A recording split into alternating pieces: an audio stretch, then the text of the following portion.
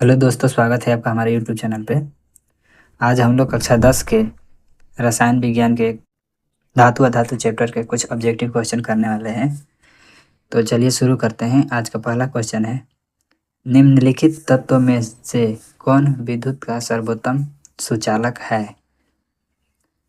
ये विद्युत का सर्वोत्तम सुचालक जो होते हैं, ये सु का मतलब होता है अच्छा और चालक का मतलब जिसे चालन हो सके। तो वैसे तत्व होते हैं जिनसे विद्युत का आसानी से चालन हो सके, उसे विद्युत का सर्वोत्तम सुचालक या सुचालक कहते हैं। तो ऑप्शन ए है कॉपर, बी है चांदी और सी है एल्युमिनियम और डी है लोहा।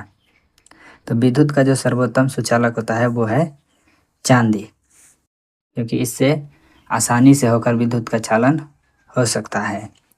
इसका तार इसलिए नहीं बनाया जाता है क्योंकि यह बहुत महंगा होता है, इसलिए ज़्यादातर तार कॉपर के बनाए जाते हैं या एल्युमिनियम के भी तार बनाए जाते हैं। इनसे भी चालन होता है, लेकिन चांदी की अपेक्षा इनमें चालन कम होता है, लेकिन ये सस्ते होते हैं इसलिए इनका तार बनाया जाता है। अगला क्वेश्चन है, निम्नांकित में कौन उपधातु है। देखिए, जब आप आवर्त सारणी देखेंगे तो उसमें बाएं साइड जो है वो धातु होते हैं और दाहिने साइड अधातु होते हैं। बीच में जो लेकिन टेढ़ी मेढ़ी रेखा जो होती है उस पे अधातु उपधातु होते हैं। तो उपधातु क्या होते हैं? वैसे तत्व जिनमें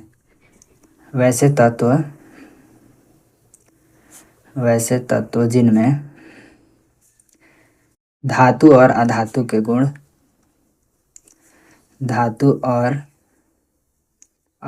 के गुण होते हैं, से क्या कहते हैं? उपधातु कहते हैं। तो ऑप्शन ए है लोहा, बी है कॉपर, सी है निकेल और डी है एंटीमनी। तो एंटीमनी क्या हो जाएगा? उपधातु है। लोहा, कॉपर, निकेल ये सब क्या है? धातु हैं। अगला क्वेश्चन है, पीतल है एक धातु, अधातु, मिश्र धातु और उपधातु। पीतल जो बनता है वो क्या है? एक तरीके का मिश्र धातु है। पीतल किससे किसके मिल के बना होता है? तो पीतल में होता है कॉपर और जिंक। कॉपर और जिंक से मिलकर क्या बनता है? पीतल बनता है। इसमें लगभग 70% कॉपर होता है और 30% के आसपास जो होता है वो जिंक होता है। अपने पीतल का बर्तन देखा होगा, जो शादी वगैरह में जो पीले पीले रंग के बर्तन होते हैं वो क्या होते हैं? पीतल के ही बर्तन होते हैं। वो कॉपर और जिंक के बने होते हैं। ये अधिक मजबूत होते हैं। धातु तो वैसे तत्व होते हैं जिनमें चमक होती है और जिनसे तार बनाया जा सकता है, जिनको पीट के चादर बनाया जा सकता है। वो सब ये सब क्या है? धातु के गुण है। अधातु क्या होते हैं? अधातु में चमक नहीं होती है, इनसे तार नहीं बनाया जा सकता है, ये भंगुर होते हैं। धातु क्या होते हैं? कठोर होते हैं, ये भंगुर होते हैं। भंगुर का मतलब होता है कि इनमें चोट मारने पर ये बिखर जाते हैं।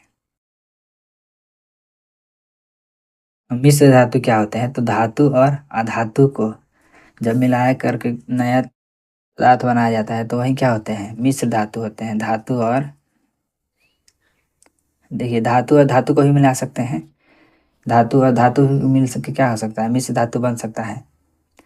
जैसे ये क्या है? पीतल है, तो ये धातु और धातु से ही मिलके बना होता है। अगला क्वेश्चन है, निम्न में से कौन आयनिक यौगिक है? आयनिक यौगिक कौन है?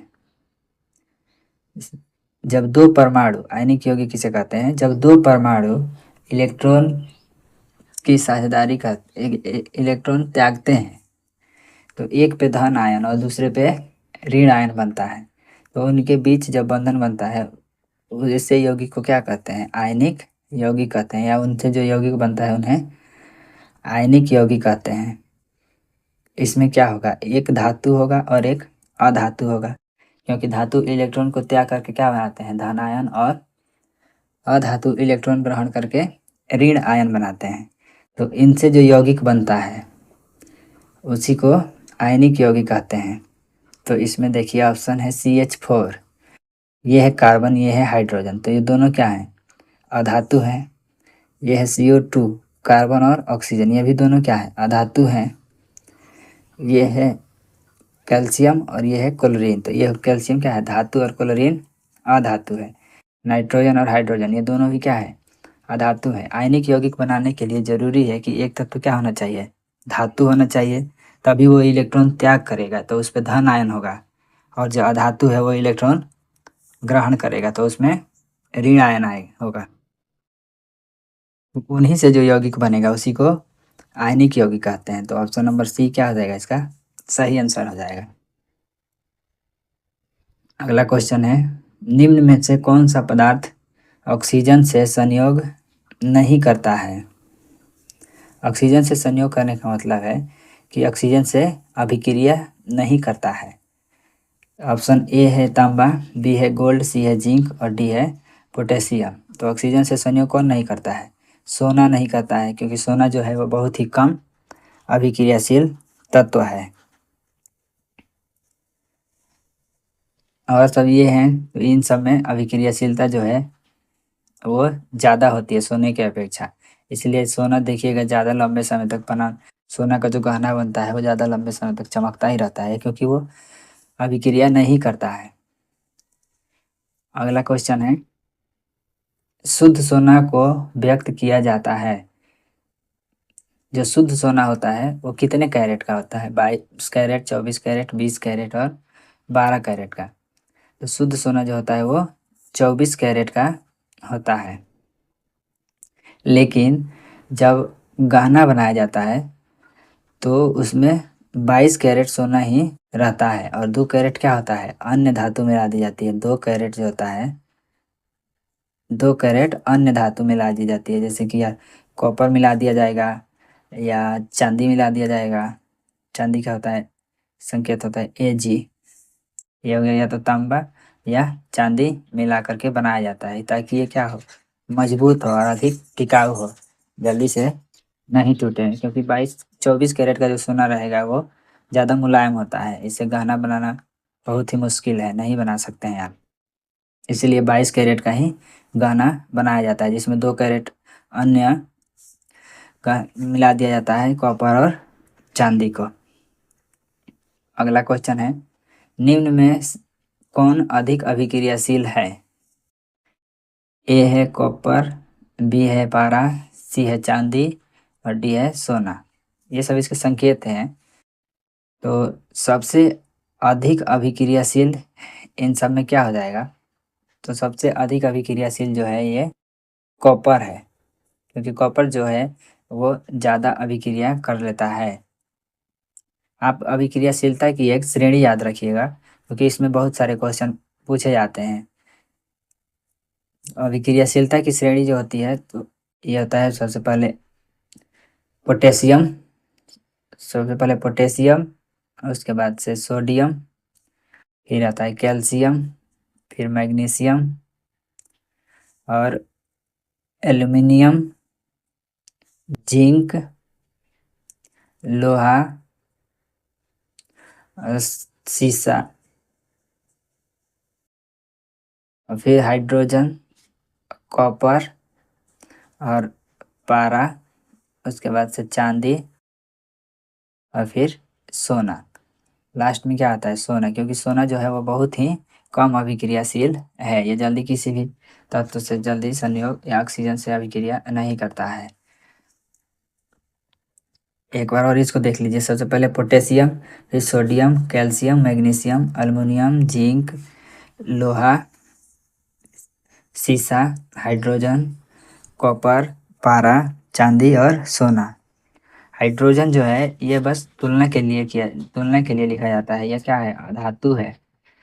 जब हम लोग अम्ल क्षार लवण वाला चैप्टर पढ़ते हैं तो उसमें पढ़ते हैं कि जो हाइड्रोजन से ऊपर वाले जो अभिक्रियाशीलता के समूह में आते हैं, अभिक्रियाशील तत्व हैं, वो सब अम्ल से अभिक्रिया करके हाइड्रोजन गैस देते हैं। बस ये तुलना के लिए लिखा जाता है, ठीक है। एक बार आइए रिवीजन कर लेते हैं इसका। निम्नलिखित तत्व में से कौन विद्युत का सर्वोत्तम सुचालक है? तो सर्वोत्तम सुचालक कौन सा हो जाएगा? चांदी हो जाएगा। अगला क्वेश्चन है, निम्न में कौन उपधातु है? उपधातु ऐसे तत्व होते हैं जिसमें धातु और अधातु दोनों के गुण होते हैं, उसे उपधातु कहते हैं। तो उपधातु क्या है? एंटीमनी है। देखिए, उपधातु टोटल लिख देते हैं, इसको याद कर लीजिएगा, क्योंकि अभी इसमें केवल एंटीमनी का एग्जाम्पल दिया है, बाद में कोई और इसके जगह पर दे देगा, फिर आप नहीं बना पाइएगा। याद रखिएगा, boron, silicon, germanium, arsenic, antimony और टेल्यूरियम, ये सब क्या है? उपधातु है। इन सब को याद रखिएगा, जब भी उपधातु पूछेगा तो इन्हीं सब में से कोई सा एक दे देगा, 3 कोई और देगा और इनमें से कोई एक ऑप्शन दे देगा, पूछेगा कि कौन उपधातु है। Boron, silicon, germanium, arsenic, antimony और टेल्यूरियम। अगला क्वेश्चन है, पीतल है एक, तो पीतल क्या है? मिश्र धातु है। मिश्र धातु जब 2 या 2 से अधिक धातु अभिक्रिया करके 2 या 2 से अधिक धातु के मिलने से जो नया पदार्थ बनता है उसे क्या कहते हैं? मिश्र धातु कहते हैं। तो धातु इसमें कॉपर और दूसरा जिंक है। पीतल किसका किसका मिश्रण है? कॉपर और जिंक का लगा, इसमें 70% कॉपर और 30% जिंक होता है। अगला क्वेश्चन है, निम्न में से कौन आयनिक यौगिक है? तो आयनिक यौगिक में जब भी पूछेगा तो एक देख लीजिएगा, उसमें एक धातु होगा और एक अधातु होगा, क्योंकि ये जब इलेक्ट्रॉन त्यागते हैं तो इनसे जो यौगिक बनता है, एक इलेक्ट्रॉन त्यागेगा तो दूसरा इलेक्ट्रॉन ग्रहण करेगा, तो इनके मिलने से जो यौगिक बनेगा वही क्या होता है? आयनिक यौगिक होते हैं। आयनिक यौगिक का 1-2 एग्जाम्पल और लिख लीजिए, जैसे NaCl है। NaCl यह क्या है? यह भी एक आयनिक यौगिक है। मैग्नीशियम ऑक्साइड, यह भी क्या है? आयनिक यौगिक है। इसमें क्या है? सोडियम है और क्लोरीन है। सोडियम इलेक्ट्रॉन त्यागता है, क्लोरीन ग्रहण करता है, तो इन दोनों के जो मिलने से यौगिक बनता है वो क्या है? आयनिक यौगिक है। मैग्नीशियम ऑक्साइड ये धातु है और ये अधातु है, इसी तरह ये भी क्या है? आयनिक यौगिक है। निम्न में से कौन सा पदार्थ ऑक्सीजन से संयोग नहीं करता है? तो देखिए, संयोग नहीं करता है, इसका मतलब लास्ट में जो हमने बताया था, अभिक्रियाशील जो तत्व होते हैं जो सबसे अधिक है, तो इसमें सोना क्या है? सबसे लास्ट में है, इसका मतलब जल्दी ये संयोग किसी से नहीं करता है। सबसे जल्दी यदि कोई संयोग करेगा तो वो क्या है? पोटेशियम है, यानी सबसे अधिक अभिक्रियाशील पोटेशियम है, सोडियम है। इधर जो है, इधर की तरफ आइएगा तो अभिक्रियाशीलता बढ़ती जाती है, और इधर से इधर जाइएगा तो अभिक्रियाशीलता घटती जाती है।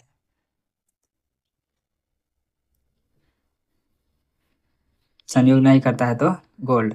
शुद्ध सोने को व्यक्त किया जाता है 24 कैरेट से, लेकिन गहना जो बनाया जाता है वो 22 कैरेट का बनाया जाता है। इसमें 2 कैरेट जो होता है वो कॉपर या चांदी मिलाकर बनाया जाता है, ताकि यह मजबूत हो सके और टिकाऊ हो। नहीं तो 24 कैरेट का बनाएंगे तो यह बहुत अधिक मुलायम होता है सोना, इससे गहना बनाना बहुत ही मुश्किल है, नहीं के बराबर।